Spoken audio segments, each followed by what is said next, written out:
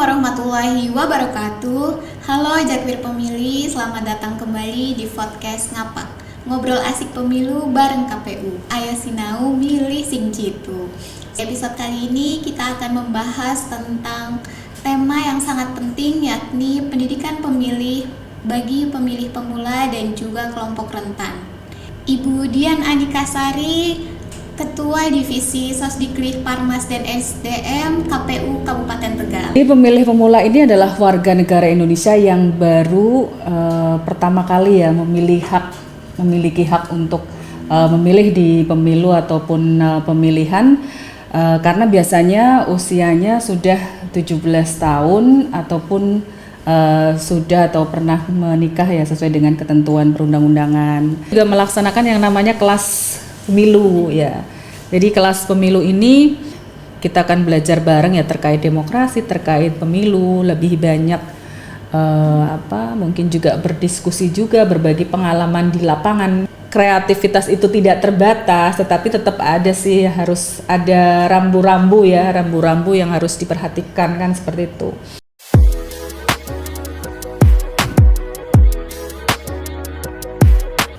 Assalamualaikum warahmatullahi wabarakatuh. Halo Jakwir Pemilih, selamat datang kembali di podcast Ngapak. Ngobrol asik pemilu bareng KPU. Ayo sinau milih sing jitu. Saya Ira Kusuma Wardani akan menemani Jakwir Pemilih di episode kali ini. Nah, di episode kali ini kita akan membahas tentang tema yang sangat penting, yakni pendidikan pemilih bagi pemilih pemula dan juga kelompok rentan. Nah, Jakwir Pemilih, dalam demokrasi, setiap warga negara memiliki hak yang sama untuk memilih. Namun, tidak semua kelompok memiliki akses informasi dan juga pengalaman dalam proses pemilihan.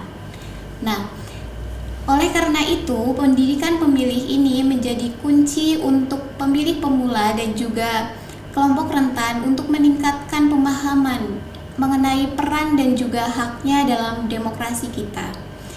Nah, agar obrolan kita kali ini lebih menarik dan juga berbobot, telah hadir bersama kita narasumber yang sangat kompeten, Ibu Dian Andikasari, Ketua Divisi Sosdiklik Parmas dan SDM KPU Kabupaten Tegal. Halo Ibu. Halo Ira, apa kabar Ira? Alhamdulillah baik. Ibu baik? Alhamdulillah baik, sehat. Alhamdulillah, terima kasih sudah berkenan nih untuk hadir di podcast Ngapak episode kali ini. Ya, semoga Jakwir Pemilih nggak bosen ya. Nah, sebelum ngobrol lebih lanjut, mungkin boleh nih Bu disapa Jakwir Pemilihnya. Oke, Assalamualaikum warahmatullahi wabarakatuh. Halo Jakwir Pemilih, senang sekali saya bisa hadir kembali di podcast Ngapak, ngobrol asik pemilu bareng KPU dengan tema yang luar biasa. Dan karena ini momennya juga bulan puasa ya Ra ya, jadi saya juga mengucapkan nih selamat berpuasa kepada Jakwir Pemilih yang menjalankannya. Semoga puasanya lancar, kemudian tetap semangat dan juga tetap produktif. Oke, harus semangat ya Bu. Betul. Oke. Nah Ibu, mungkin kita bisa mulai dari pemilih pemula terlebih dahulu nih Bu. Sebenarnya apa sih yang dimaksud dengan pemilih pemula dalam konteks pemilu di Indonesia? Jadi pemilih pemula ini adalah warga negara Indonesia yang baru pertama kali ya memiliki hak untuk memilih di pemilu ataupun pemilihan, karena biasanya usianya sudah 17 tahun ataupun sudah atau pernah menikah ya sesuai dengan ketentuan perundang-undangan. Jadi mereka ini biasanya dari kalangan pelajar, kemudian juga kalangan mahasiswa atau juga generasi muda yang lainnya. Jadi mereka baru pertama kali nanti akan menggunakan hak pilihnya, jadi belum mengetahui atau secara langsung ya mengikuti proses pemilihan pemungutan suara. Oke, berarti pemilih pemula ini identik dengan generasi muda ya Bu, yang baru pertama kali menggunakan hak pilihnya. Ya betul ya, karena tadi usianya menginjak 17 tahun ya, sudah 17 tahun Nah, kemudian mereka baru nanti akan nyoblos pertama kalinya seperti itu. Nah, tadi kan pemilih pemula ini merupakan generasi muda ya Bu. Menurut Ibu, generasi muda ini merupakan suatu kelompok yang penting untuk demokrasi kita atau tidak sih Bu? Dan kenapa nih? Kenapa dikatakan penting? Ya, jadi generasi muda ini sangat penting. Yang pertama kan kita sering dengar ya slogan bahwa generasi muda adalah penerus bangsa ya. Jadi mereka nanti yang akan mewarisi tongkat estafet kepemimpinan kan. Kemudian yang kedua, dalam komposisi pemilih kita, generasi muda itu menduduki sebagian besar ya, lebih dari 50% dari daftar pemilih. Kayak di Kabupaten Tegal nih, generasi mudanya dari daftar pemilih itu sekitar kurang lebih 58%. Nah, jadi dengan jumlah mereka yang besar, secara tidak langsung mereka itu mempunyai peran yang signifikan untuk menentukan kualitas dari hasil pemilu, ya kan? Karena sebagian besar yang milih adalah generasi muda. Hampir, berarti melebihi setengahnya. Nah, kemudian yang ketiga bahwa generasi muda ini kan identik dengan idealisme ya, dengan idealisme, dengan semangat seperti itu kan. Jadi harapannya mereka ini bisa membawa semangat berdemokrasi, bisa menjadi agen perubahan lah di masyarakat. Mereka ini yang membawa seperti itu. Karena tadi dengan semangatnya, dengan idealismenya, dengan kemauan untuk belajarnya dan lain-lain. Jadi generasi muda ini punya posisi yang sangat penting lah dalam kehidupan berdemokrasi di kita. Nah, kalau ngomong tentang generasi muda nih Bu, generasi muda kan punya akses untuk mendapatkan informasi ini sangat luas ya, terutama dari media sosial. Betul. Nah, tapi hal ini kan juga memunculkan tantangan nih Bu, seperti adanya berita hoax terus ataupun misinformasi gitu ya Bu. Nah, menurut Ibu, tantangan besar ketika melaksanakan pendidikan pemilih untuk generasi muda atau pemilih pemula ini apa Bu?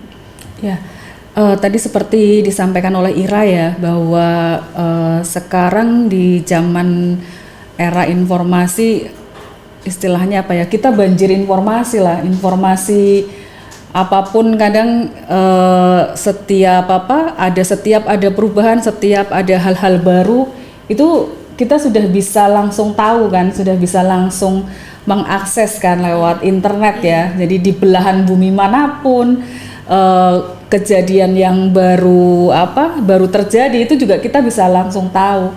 Begitu juga terkait dengan informasi-informasi terkait misalnya kehidupan demokrasi, terkait kepemiluan, terkait pemilihan atau pilkada ya. Mereka juga menerima informasi dari berbagai sumber lah, dari berbagai sumber yang ada, dan terkadang informasi yang datang itu kan tidak semuanya benar kan, seperti tadi kan, apalagi kalau menjelang waktu-waktu pemilu ataupun pilkada itu kan banyak info-info ya tadilah berita-berita hoax dan lain-lain ya.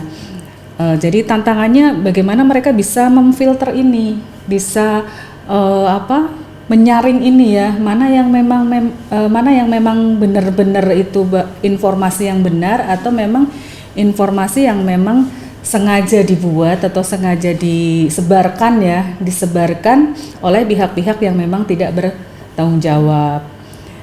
Jadi mereka harus jadi pemilih yang cerdas tadi ya. Pemilih yang cerdas salah satunya itu tadi bisa menyaring informasi yang datang pada mereka.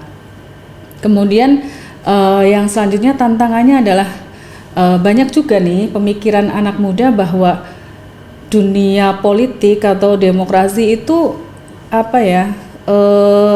belum saatnya mereka ikut-ikutan seperti itu. Jadi anggapannya itu masih jauh lah seperti itu, dengan umur saya yang mungkin masih 17 tahun ya, menginjak 17 tahun bicara tentang politik ataupun mungkin ikut-ikut kegiatan-kegiatan terkait dengan demokrasi, politik dan lain itu, mereka pikirnya masih jauh. Jadi ada rasa kurang tertariknya dalam diri mereka, menganggapnya bahwa ini tidak mereka butuhkan atau mereka belum perlu seperti itu.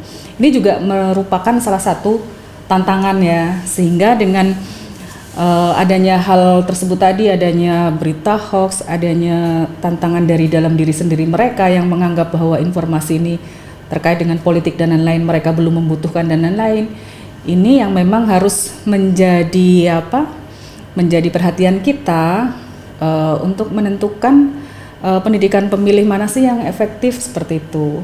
Jadi bagaimana bisa mengemas pendidikan pemilih yang dekat dengan mereka, bisa diterima mereka, kemudian cara-caranya juga nyampe ke mereka seperti itu. Mungkin itu sih tantangannya. Jadi tantangannya itu berarti ada dalam diri, ada juga dari luar ya. Betul, ada faktor eksternalnya, ada faktor internalnya juga. Nah, Jakwir pemilih, selain pemilih pemula, ada juga kelompok yang sering disebut sebagai kelompok rentan. Nah, kemudian mungkin bisa dijelaskan ke Jakwir pemilih, sebenarnya siapa saja yang termasuk dalam kategori kelompok rentan dalam penyelenggaraan pemilu ini? Ya, kelompok rentan ini kan juga menjadi salah satu salah satu segmen penting ya dalam pendidikan pemilih di tahun 2026 ini. Selain pemilih pemula, kemudian kelompok rentan. Nah, kelompok rentan ini adalah kelompok yang mempunyai hambatan tertentu dalam mengakses informasi ataupun juga dalam menggunakan hak pilihnya. Jadi ada keterbatasan ya. Contohnya seperti penyandang disabilitas, kemudian kelompok masyarakat yang ada di daerah terpencil, ya, kemudian mungkin ada kelompok perempuan, ya. Jadi mereka ini dalam menggunakan hak pilihnya ini ada hambatan, mungkin dari akses secara fisiknya kan, mungkin tadi ya daerah terpencil ya. Untuk menuju ke sananya lokasinya sulit ya, kemudian juga akses informasinya mungkin juga internetnya ya, sinyalnya dan lain-lain, sehingga ada hambatan dalam berkomunikasi, ada hambatan dalam menerima informasi. Jadi kelompok rentan ini mempunyai kebutuhan dan tantangan yang berbeda dari generasi muda tadi ya Ibu? Betul. Nah, menurut Ibu kendalanya tuh biasanya apa saja sih kendala yang dialami oleh kelompok rentan saat mengikuti pemilu ini Bu? Ya, kendalanya yang pertama tadi akses ya. Akses baik itu akses informasi maupun juga akses mungkin wilayahnya ya. Itu menjadi salah satu kendala. Kemudian yang kedua, khusus untuk penyandang disabilitas, mungkin juga keterbatasan secara fisik ya, itu juga menjadi kendala. Misalkan ada yang disabilitas tunarungu, ya kan, atau mungkin juga ada yang fisik lainnya, itu juga menjadikan salah satu kendala. Kemudian kendala lainnya adalah kita minim literasi untuk mereka. Jadi literasi politik, kemudian pendampingan juga kepada mereka itu kita masih minim. Pendampingan untuk kelompok rentan ya, untuk penyandang disabilitas, untuk masyarakat adat atau di kelompok terpencil, untuk lansia dan sebagainya. Kita butuh itu juga. Kemudian yang menjadi kendala lagi terkait dengan pelaksanaan pemilu ya, mungkin fasilitasnya juga ya. Fasilitasnya itu yang mesti harus dipastikan bisa secara akses itu bisa ini bisa dimanfaatkan oleh mereka. Jadi mereka tidak kesulitan ya untuk menuju TPS-nya, untuk memberikan suaranya. Mungkin itu ya beberapa kendala ya. Oke, Ibu. Nah, dari beberapa kendala itu tadi yang Ibu sebutkan, bagaimana nih upaya yang dilakukan penyelenggara pemilu untuk memastikan pemilu yang inklusif dan ramah bagi semua kelompok masyarakat? Iya. Kita di KPU yang pertama harus memastikan bahwa TPS kita ramah dan inklusif ya. Jadi bisa diakses oleh mereka, bisa diakses oleh penyandang disabilitas, oleh lansia ya. Mungkin dari tempatnya mudah dijangkau, tidak sulit ya. Misalkan menggunakan kursi roda pun bisa ya. Jadi upaya yang dilakukan oleh KPU ya untuk menciptakan pemilu yang inklusif ya. Ada beberapa hal. Yang pertama adalah memastikan bahwa TPS kita ramah nih untuk kelompok rentan ya, ramah untuk disabilitas, ramah untuk lansia. Jadi aksesnya mudah dijangkau. Misalkan yang menggunakan kursi roda, kemudian juga lansia itu tidak kesulitan. Nah, kemudian yang kedua kita juga harus meningkatkan literasi politik untuk mereka. Jadi untuk para lansia, untuk penyandang disabilitas, pendampingan dan lain-lain itu perlu sekali pendampingan. Dan kemudian yang kita lakukan juga sosialisasi kita dipastikan harus menjangkau semua. Jadi selama ini kan mungkin kita tidak kesulitan ya kalau sosialisasi kita dilaksanakan kayak misalnya di perkotaan atau di dengan akses yang mudah ya, misalnya akses internet ada dan lain-lain, pemanfaatan media sosial dan lain-lain, kita mungkin tidak kesulitan. Tapi kalau untuk wilayah-wilayah yang jangkauannya sulit ya, terpencil, penggunaan media kan juga terbatas kan. Mereka tidak bisa mengakses secara penuh. Nah, kita harus memastikan bahwa sosialisasi kita juga bisa menjangkau mereka. Ya, memastikan bahwa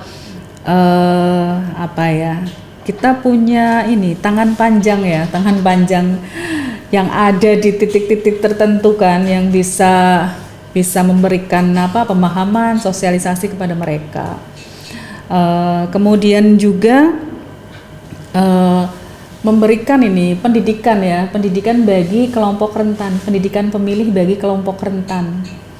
Jadi kita ada pendidikan pemilih khusus kelompok rentan yang ini pastinya kan secara strategi dan metode juga beda kan.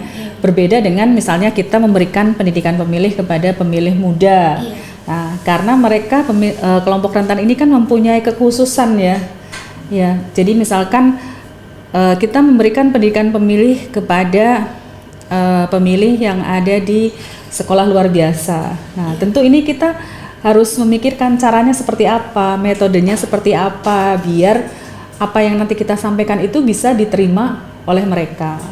Atau kita akan memberikan pendidikan pemilih nih untuk masyarakat adat atau kelompok yang terpencil di daerah terpencil. Nah, kita juga harus melihatkan metodenya seperti apa. Mungkin menggunakan pendekatan budaya lokal dan lain sebagainya.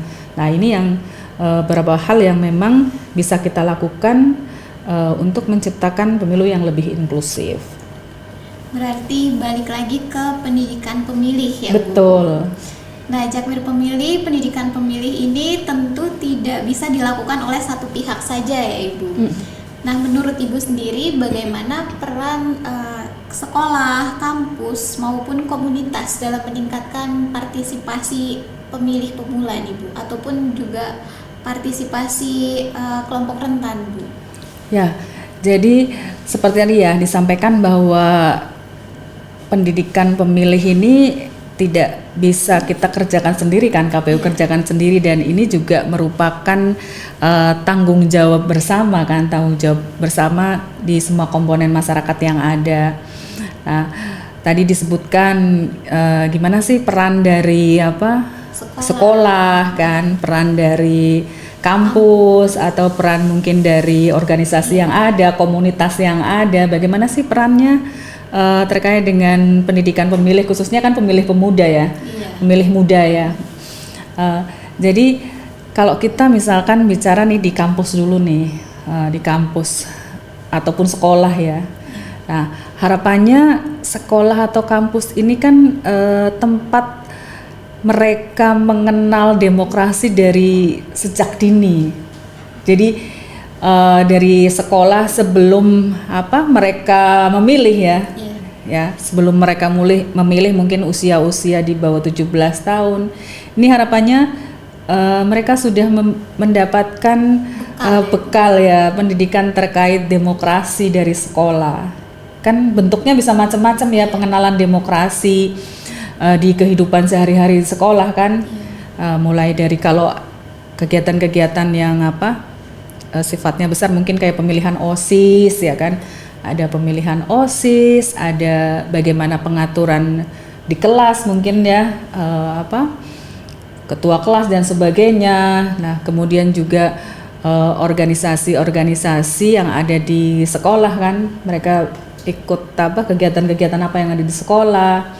Nah itu kan secara tidak langsung sudah mengenalkan terhadap kehidupan demokrasi, dan ini harapannya bekal ini sudah diberikan oleh sekolah sejak dini, karena proses bagaimana kita membentuk ya ataupun mungkin menanamkan nilai-nilai demokrasi, pengenalan terhadap pemilu dan lain-lain itu kan tidak hanya sehari 2 hari kan. Tapi itu melalui proses yang panjang kan, dan itu diawali dari sekolah ya kan. Mungkin di keluarga juga, dari keluarga kemudian ke sekolah ya kan. Dan harapannya nanti ketika mereka sudah usia 17 tahun ya, sudah berhak memilih, harapannya sudah ada nih istilahnya sudah tertanam oh ya, bahwa memilih ini bukan hanya sekedar memilih, sekedar kita nyoblos kemudian selesai, istilahnya gugur, kita melaksanakan haknya, memenuhi kewajiban, kemudian sudah selesai, tetapi bagaimana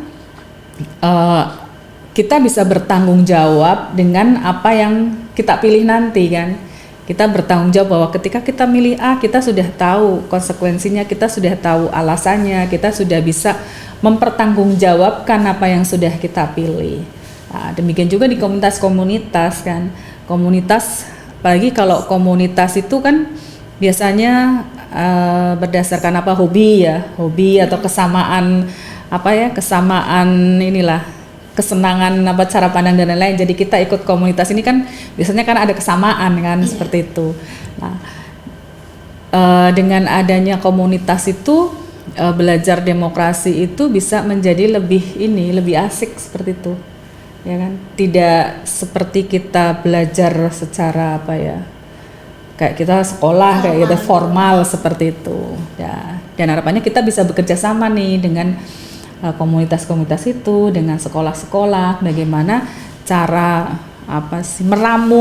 meramu pendidikan pemilih ini dengan metode yang lebih mengasihkan, lebih menyenangkan seperti itu.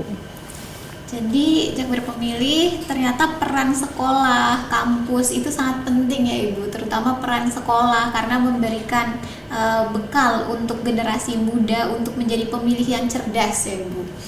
Nah, untuk pertanyaan selanjutnya nih Bu, apakah ada program atau inovasi pendidikan pemilih yang menurut Ibu ini efektif untuk meningkatkan partisipasi pemilih muda dan juga kelompok rentan ini?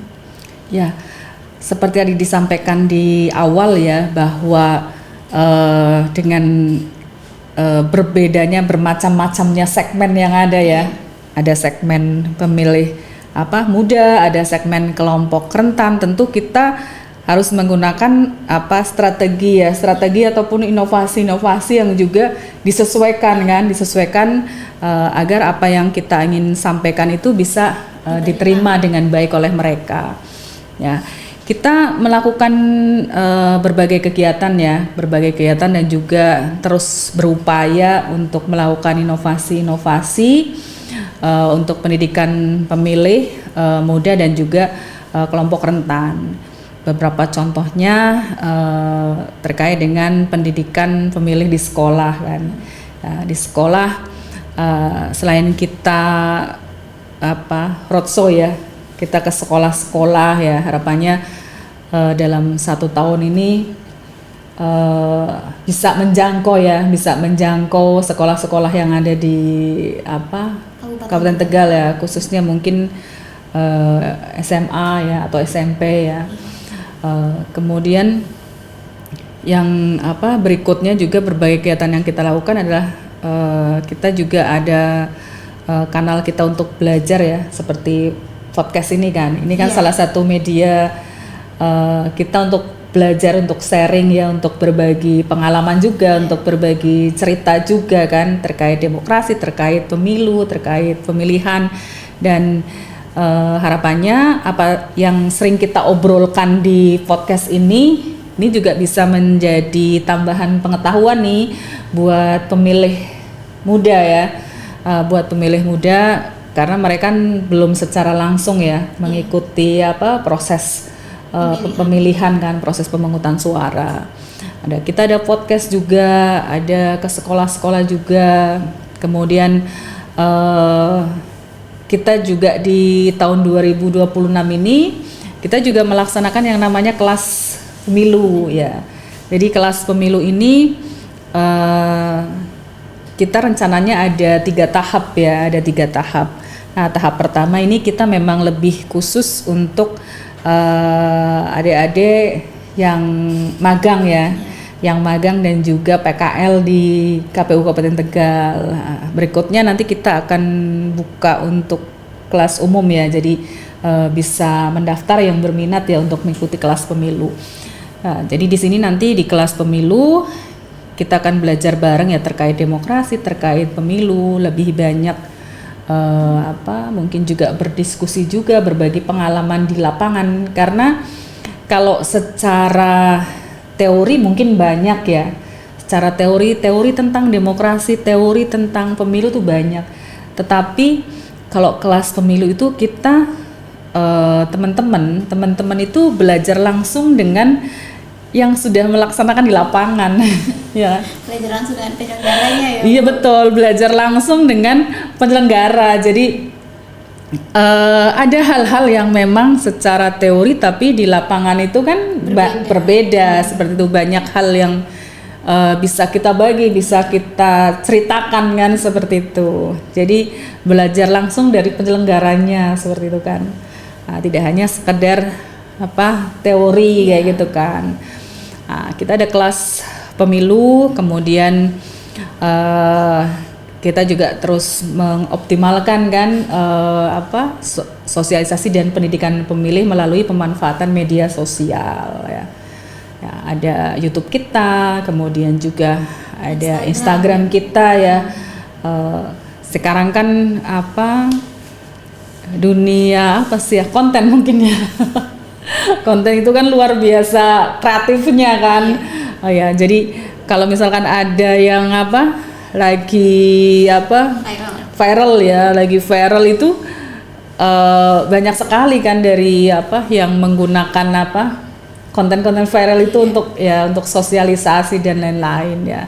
Mungkin merubah pandangan bahwa media sosial instansi itu kan tidak sekaku dulu mungkin ya, tidak sekaku, tapi tetap kita tetap berpedoman kan, walaupun mungkin kreativitas itu tidak terbatas, tetapi tetap ada sih, harus ada rambu-rambu yang harus diperhatikan kan, seperti itu. Karena terkait dengan informasi yang kita sampaikan itu kan terkait dengan informasi kepemiluan dan lain sebagainya. Jadi ya pemanfaatan media sosial. Tadi ada program kelas pemilu. Nah, teman-teman mahasiswa juga bisa magang kan, magang di KPU. Kemudian kita ada sosdiklih di sekolah-sekolah. Nah, Mungkin yang nanti juga perlu mendapat perhatian adalah yang kelompok rentannya ya. Oh Nah, iya. ya. Ini kan kelompok rentannya sering terlupakan kan. Iya. Kelompok rentannya sering terlupakan. Kalau tadi kan mungkin lebih banyak diakses oleh pemilih pemula atau pemilih muda ya. Nah, kelompok rentannya juga kita menyasar ya. Tadi tidak hanya sebatas sekolah-sekolah formal juga ya, tapi kita juga berencana juga untuk sosdikli juga untuk komunitas juga untuk sekolah di sekolah luar biasa, kemudian komunitas-komunitas yang ada dengan tadi cara-cara yang mungkin lebih berbeda lah, lebih menyenangkan ya, lebih menyenangkan. Ya, harapannya sih itu sih nanti di tahun 2026 dengan segala keterbatasan ya, segala keterbatasan yang penting memaksimalkan SDM dan sumber daya lainnya yang kita punya. Nah, Jakwir Pemilih, jadi ternyata banyak sekali di program yang sudah disiapkan ya Bu untuk meningkatkan partisipasi pemilih muda dan juga kelompok rentan ya Bu. Nah, Jakwir Pemilih, dari perbincangan kita hari ini kita banyak belajar bahwa pendidikan pemilih ini merupakan peran yang sangat penting dalam memperkuat demokrasi. Selain itu, pemilih pemuda atau generasi muda yang akan menentukan arah masa depan demokrasi kita juga merupakan pemilih atau suara yang sangat penting. Nah, sementara itu untuk memastikan akses bagi kelompok rentan adalah bagian dari upaya untuk mewujudkan pemilu yang adil, inklusif, serta setara bagi semua orang ya Ibu. Nah, terima kasih kepada Ibu Dian. Sama-sama. Terima kasih sudah datang, sudah berbagi pengalaman. Dan terima kasih juga untuk Jakwir Pemilih yang sudah mendengarkan, yang sudah menonton sampai akhir. Saya Ira Kusuma Wardani undur diri. Sampai jumpa di episode-episode selanjutnya. Wassalamualaikum warahmatullahi wabarakatuh. Waalaikumsalam warahmatullahi wabarakatuh.